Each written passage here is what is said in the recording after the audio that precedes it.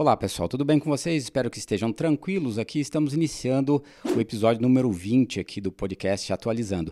O tema hoje é a gente trabalhar de forma assim bem aberta o início dos anos 90, ali 1990, 91, porque tiveram várias discussões econômicas, políticas, sociais, eventos históricos importantes que até hoje traz as suas influências para o nosso cotidiano.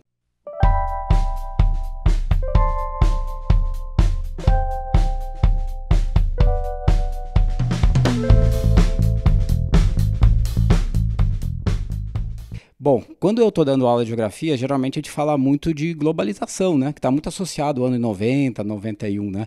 E esse termo, Rogério, que é de globalização, foi um termo meio americanizado, né? E tem alguma influência com os Estados Unidos daquela época? Sim, sem dúvida, Monteiro.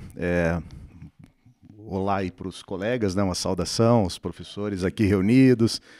Nesse que é o episódio derradeiro da nossa terceira temporada, né? Então vale a pena a gente fazer aí uma retrospectiva de vários temas que nós trabalhamos e que acreditamos serem importantes aí para as provas de vestibular.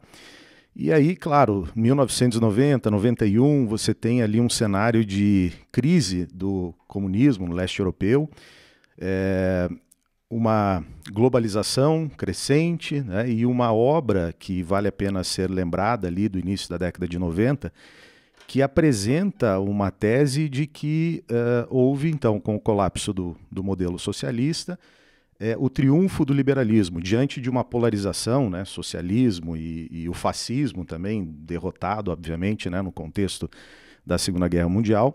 E essa obra ela é muito mencionada em questões de vestibular, apresenta essa tese, né, da globalização, do triunfo do modelo neoliberal, que é a obra de Francis Fukuyama, O Fim da História e o Último Homem, mais conhecida, né, como O Fim da História. É um autor norte-americano, de origem japonesa. Ele foi um dos grandes mentores do governo Ronald Reagan, foi também mentor intelectual, podemos dizer assim, do modelo liberal aplicado, né, pelo governo Thatcher na Inglaterra, e muito criticado, obviamente, por setores, né, que questionavam essa tese de que o socialismo efetivamente estava derrotado e o modelo neoliberal triunfaria definitivamente na década de 90. Um dos grandes críticos, a gente pode lembrar, não é, Mocelinho, o historiador inglês Perry Anderson, que foi um dos opositores dessa tese, né, do Francis Fukuyama.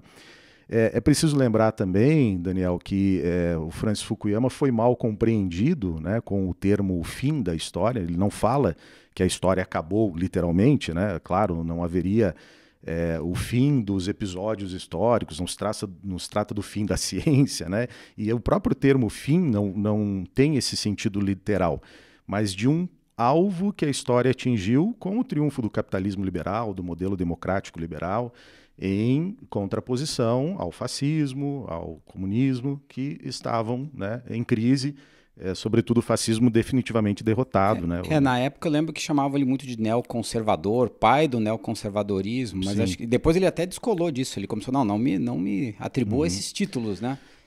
Um autor conservador, sim, creio que possa ser classificado, entre aspas, dessa forma, né? Um pensador, um economista, que apresentou essa tese liberal, né? E aí, a partir disso, a gente pode pensar nesse modelo neoliberal e a própria globalização da economia, que ocorre em larga escala nos anos 90. Mas, se o assunto é globalização, neoliberalismo e até essa obra polêmica do Fukuyama, eu vou, né, fazer uma pergunta aqui para quem entende do riscado, um escritor também, né, historiador de mão cheia, aí, Mocelim, posso chamá-lo dessa forma. E aí eu te pergunto, a historiografia, como ela vê, né, essa obra do Fukuyama, e aproveitando, você pode, além de comentá-la, falar desse triunfo do neoliberalismo, esse modelo, né, da década de 90. Vejam, a crise de 29 fez com que o liberalismo clássico entrasse em crise. Nós vamos ter o New Deal lá nos Estados Unidos e o triunfo das ideias de Keynes. Quer dizer, o Estado planejando, o Estado dirigindo, mas o Estado alocando recursos para a iniciativa privada. Nós vamos ter, depois da Segunda Guerra, o estado de bem-estar social em vários países.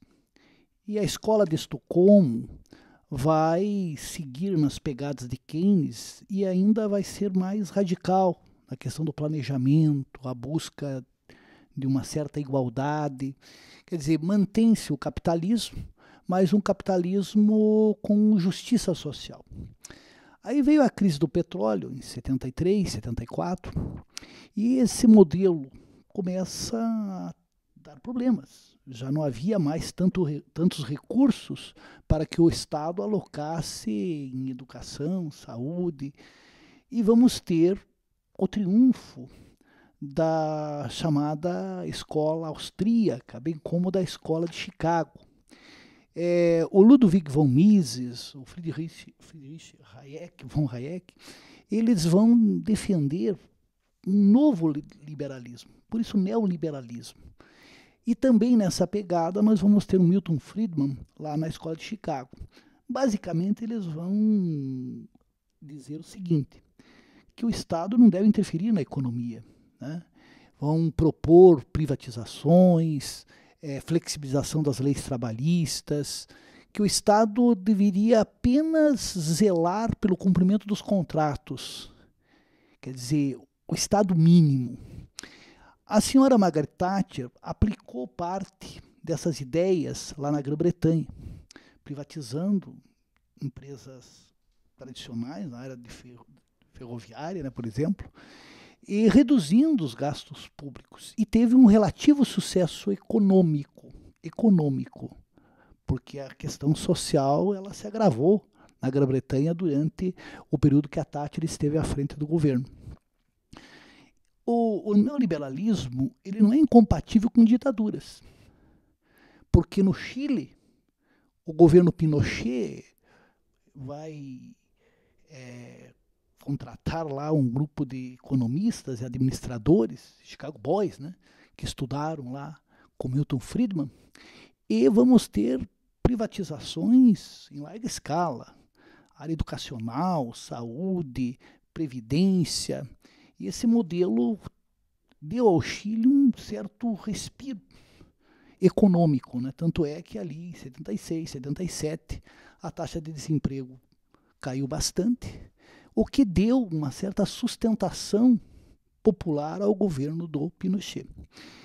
Nos anos 90, um outro presidente latino-americano aplicou teses neoliberais, foi o Carlos Menem na Argentina, vocês lembram? A paridade dólar-peso, né? As praias de Santa Catarina, né, Monteiro, Alexandre, lotadas de argentinos. Só que isso contribuiu para a desindustrialização da Argentina. E quando as empresas estatais, enquanto estavam entrando recursos da venda das empresas estatais, tudo bem. Mas, de repente, essa fonte secou. E nós vamos ter a grande crise argentina que caiu no colo do Fernando de la Rúa, lá no ano 2000. E tivemos um outro modelo também, de um Estado autoritário, que aplicou ideias neoliberais, no Peru, do Alberto Fujimori. E o Daniel, né, conhece bem esse período, inclusive vivenciou esse período. Né, criança, claro. Bem como o período anterior, era getulista. A questão do Collor aqui no Brasil, né, Daniel? É verdade. Aqui, exatamente, no Brasil, 89... Curiosamente, 89 foi o ano em que se formulou aquilo que depois ganhou o nome de Consenso de Washington, né, que era uma reunião ali que envolveu o BID, envolveu o FMI, né, envolveram essas instituições que construíram um pouco dessa plataforma, digamos assim, neoliberal, né, com as, entre aspas, regras do neoliberalismo, que implicaria diminuição do Estado, redução de funcionários públicos, privatização, esse desinvestimento, né, social. No Brasil nós tivemos a eleição que contrapôs dois candidatos com dois modelos bem diferentes, né? A candidatura Lula, que defendia uma retomada, né, do chamado nacional desenvolvimentismo, né, embora renovada, né, não era meramente uma repetição daquilo que Getúlio tinha iniciado nos anos 30, mas que ia por esse caminho, né, de um Estado investidor, e, por outro lado, a candidatura Collor, que propunha exatamente adequar o Brasil a esse novo modelo, que era o modelo neoliberal. Ganhou o Collor, né, uma eleição sobre a qual realmente há muitas discussões, né, principalmente na interferência da mídia naquele momento, principalmente na fase final, né, dos debates de segundo turno, em que o assunto, né, da bipolarização voltou à tona, né, quer dizer, a representação de Lula como um candidato comunista, o perigo da esquerda, enquanto o Collor posava, né, de candidato moderno, candidato que iria combater o funcionalismo distorcido dos marajás e iria modernizar a economia. Enfim, Collor ganha a eleição, efetivamente inicia um plano nacional de desestatização, libera os portos, né, as importações, né, eu me lembro bem, uma coisa que assim deixou a classe média extremamente excitada, né, que foi a vinda dos automóveis estrangeiros, né? Ele dizia que o Brasil só tinha carroça, né? E de fato, né, nossa indústria estava muito defasada do ponto de vista tecnológico, né? Mas evidentemente a solução não era importar produtos estrangeiros, né? Mas evidentemente modernizar essa base industrial. Não aconteceu. Também ele iniciou um processo de privatizações, mas depois vieram os escândalos envolvendo o governo dele, corrupção, aquela coisa toda, e ele acabou deixando o governo.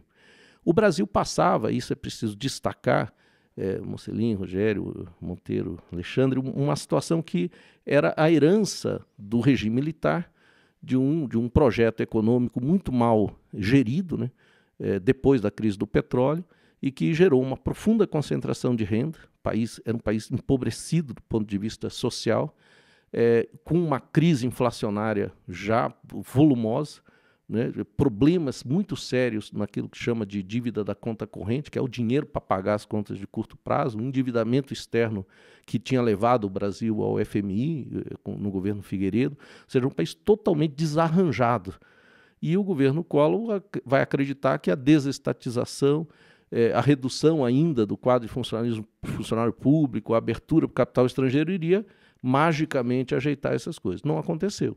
Veio o governo Fernando Henrique, conseguiu algo muito importante, que foi a estabilização monetária, com o Plano Real, né? Aliás, muito ousado um plano, né, que na verdade é do governo Itamar Franco.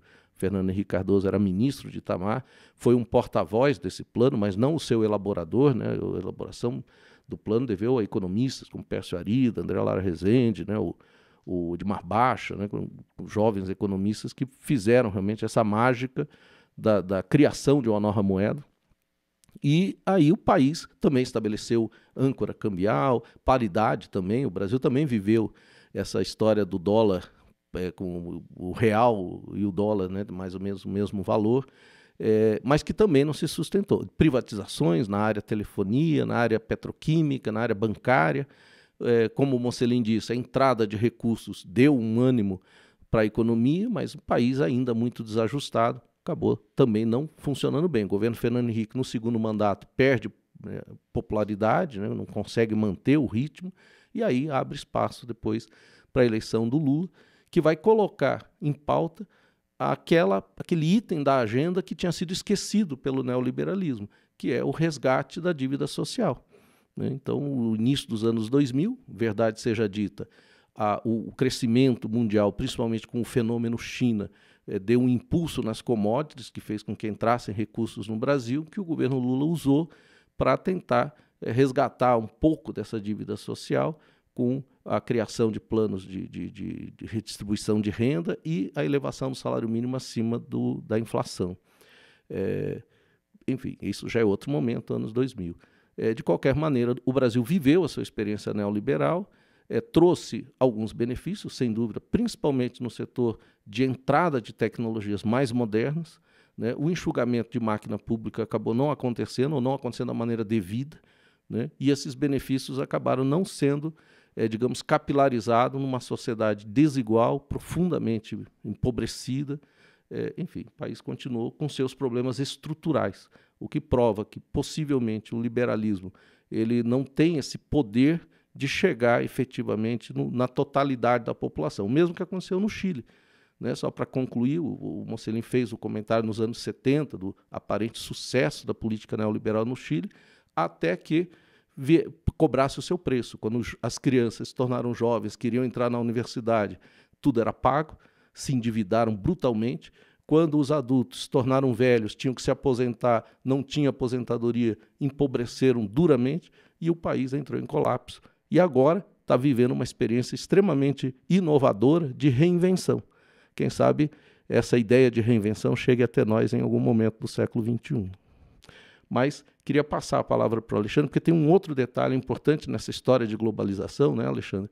Que não é só econômica, mas também é ecológica, né? Climática, ecológica, porque é isso, né? Na medida que o mundo vai se tornando um único grande mercado, os seus recursos também começam a ser dilapidados por mais gente, né? O governo Collor marcou também a ECO, né? Primeira grande reunião. Explica para nós como é que foi esse processo. O Collor estava presente lá. Como é que um assunto se relaciona com o outro? Porque assim, eu vejo que esse momento ali do final da Guerra Fria, né, e o começo da gente falar bastante de globalização e de multipolarização, né?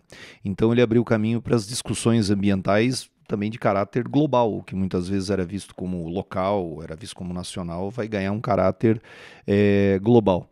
Então, se a gente puxar um pouquinho aí, né, o Mussela falava da crise do petróleo de 73, ela vai mergulhar os países em crise, e também o agravamento da Guerra Fria, as questões ambientais ali, década de 70, 80, ficaram fora de foco, né? A primeira grande reunião, grande conferência da ONU foi em 72, em Estocolmo, mas ficou lá no vácuo, né?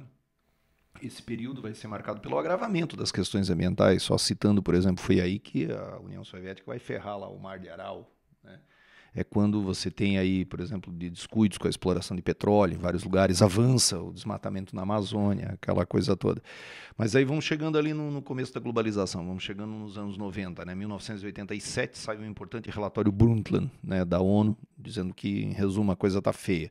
Aí acaba a Guerra Fria, então se nós temos aí essa ideia de que o capitalismo triunfou, né, também é um momento de esperança naquela época, né, de troca de informações, a sinalização por exemplo, de negociações no Oriente Médio, né, o fim do apartheid na África do Sul, aquela coisa toda. E é nisso que floresce o desejo de uma retomada das discussões ambientais. E o Brasil está ali, né? O Brasil tem a Amazônia, o Brasil tem um presidente novo, jovem, moderno, né, e tal. E aí o Brasil cedia no ano seguinte, 91, né, 92, a ECO 92, que vai ter a defesa de um futuro comum, que vai ter a defesa da sustentabilidade, que hoje está tão em foco, né? Surge a ideia da Agenda 21, Agenda para o século 21, mais de 2.000 propostas ali, né, foram ligadas. O Brasil recebe duras críticas já na época, por exemplo, do desmatamento da Amazônia. Basicamente foi pelas mãos ali do Fernando Henrique que se organiza o CIVAM, né, o Sistema de Vigilância da Amazônia, que é uma resposta, né? O Brasil depois vai cair bastante, desmatamento, vai cuidar de fronteira. Então, o que acontece? A gente tem um fortalecimento, né, pelo menos da discussão ambiental. Logo depois, em 97, saiu o primeiro acordo para tentar controlar o aquecimento global. Não teve sucesso, né? O protocolo de Kyoto. Mas essa discussão torna-se muito mais presente, né? Uma coisa que eu acho bacana assim, dessa época é realmente comprometer a ideia assim, eu vejo que assim, há o desmatamento lá na Amazônia, há a poluição do rio, mas parecia que não tinha culpado, né?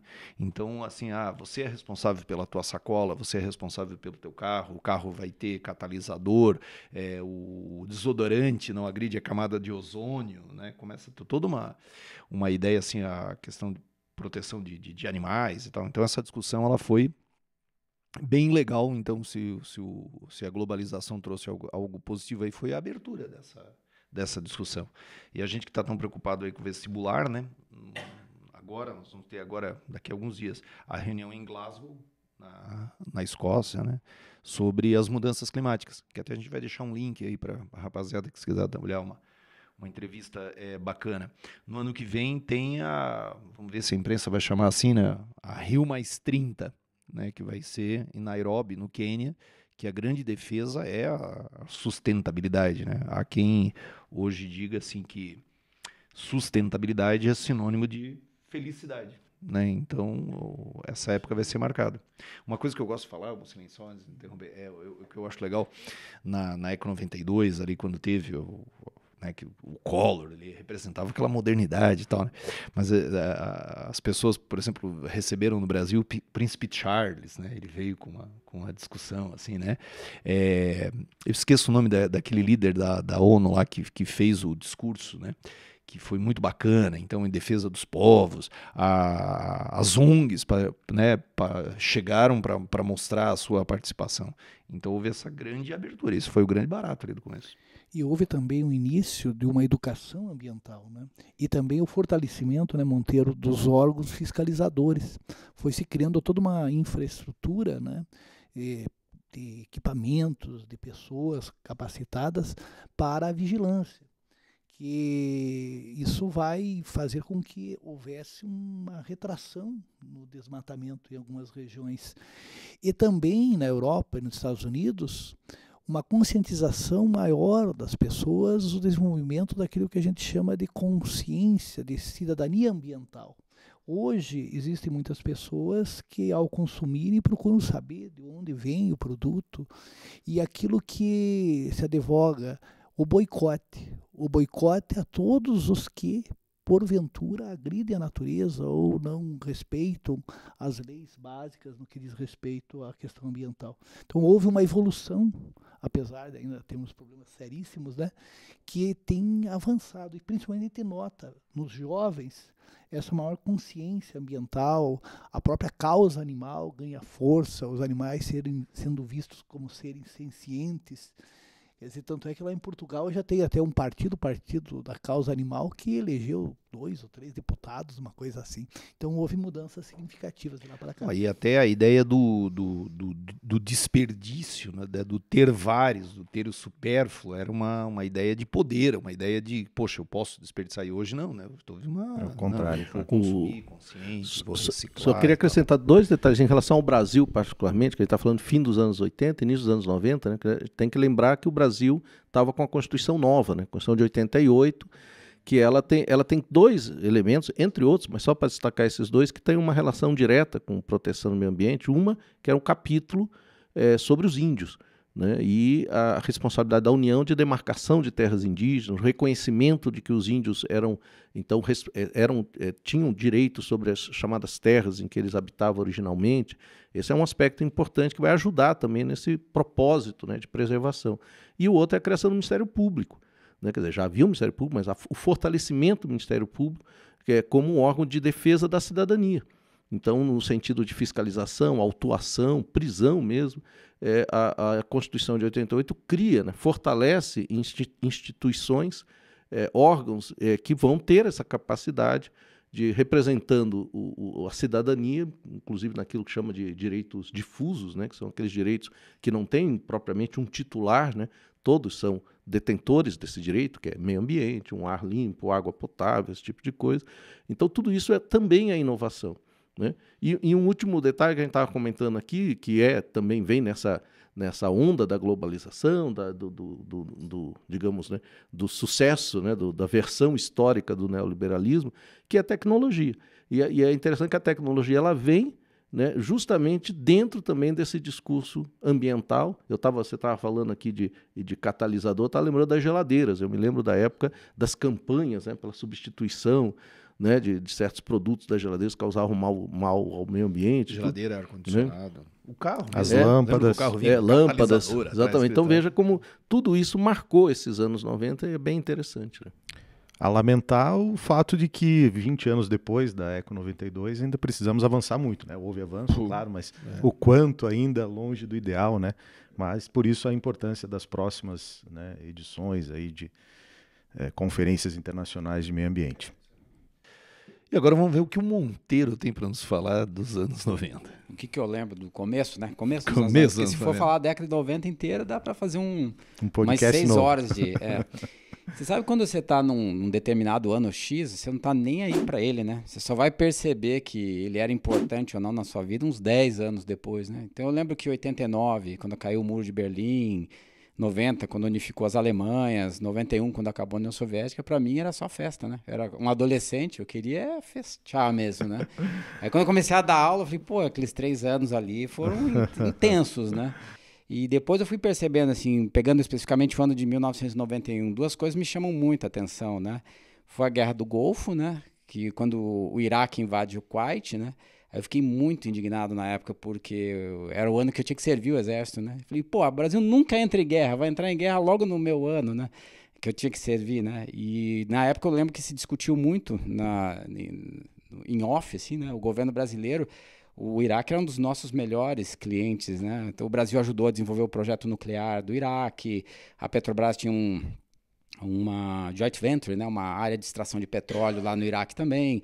As empreiteiras brasileiras construíram um monte de coisa para o Saddam Hussein. A Volkswagen do Brasil vendia um monte de carro. A indústria bélica brasileira vendia. Né? A indústria bélica brasileira vendia para o Iraque. Aí quando os Estados Unidos invadem o Iraque, ele olha para o Brasil e fala, e aí, que posição que você vai dar, né? E aí o Collor acho que fez um passapano lá, não, sabe que guerra é feia, eu não vou participar, não vou ajudar.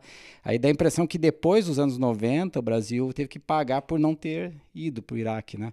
Porque daí a indústria bélica brasileira não conseguiu vender mais tanto lá, as empreiteiras não fizeram tantas obras, tanto é que as empreiteiras vão investir muito nas candidaturas dos políticos na década seguinte para ganhar e depois fazer um monte de obra aqui. Que mais? A Sadia, Perdigão perderam os clientes árabes, tiveram que abrir espaço no mercado chinês, asiático. Que mais que aconteceu? Também, assim, por efeito dessa guerra do Golfo. Uma coisa que eu achei que foi boa, né? O uso do GPS, né? O GPS foi criado para teleguiar os mísseis, que eu acho horrível isso, mas depois virou um bem de consumo que hoje todo celular tem, a gente acabou utilizando muito, né? E uma outra coisa também que, partindo para a área cultural, né? Já que o pessoal também faz prova do Enem agora está caindo bastante, né?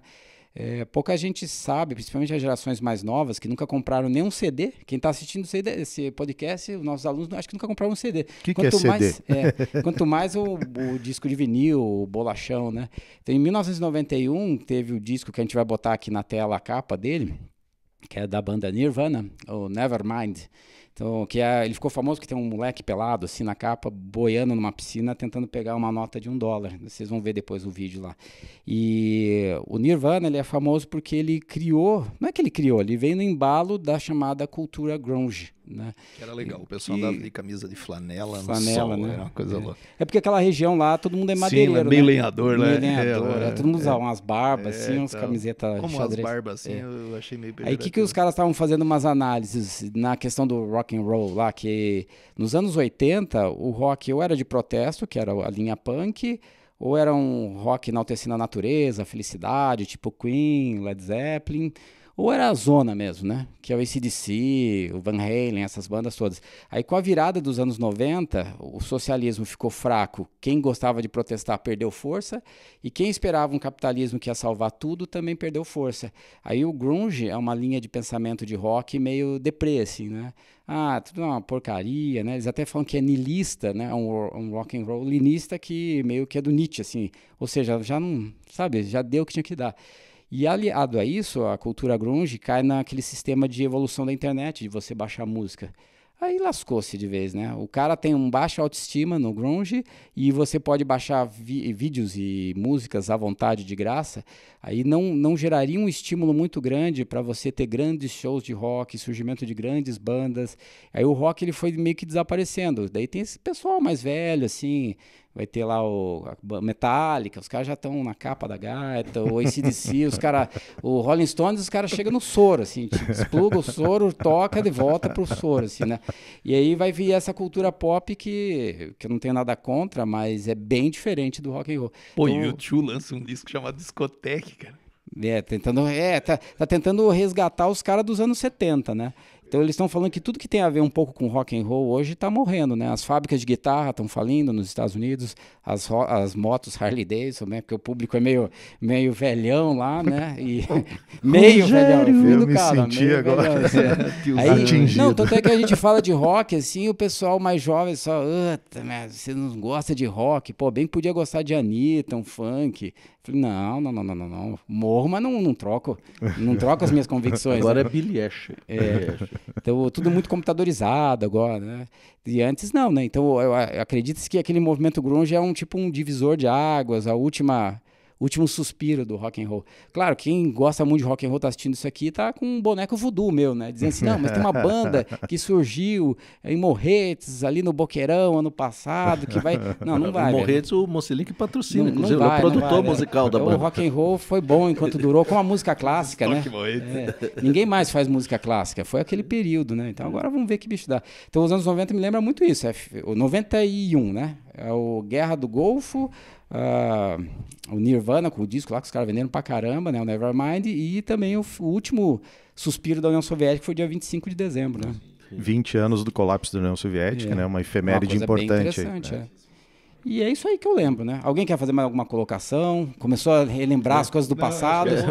Parar por aqui. Eu queria só uma frase, já que a gente começou falando do fim da história, né?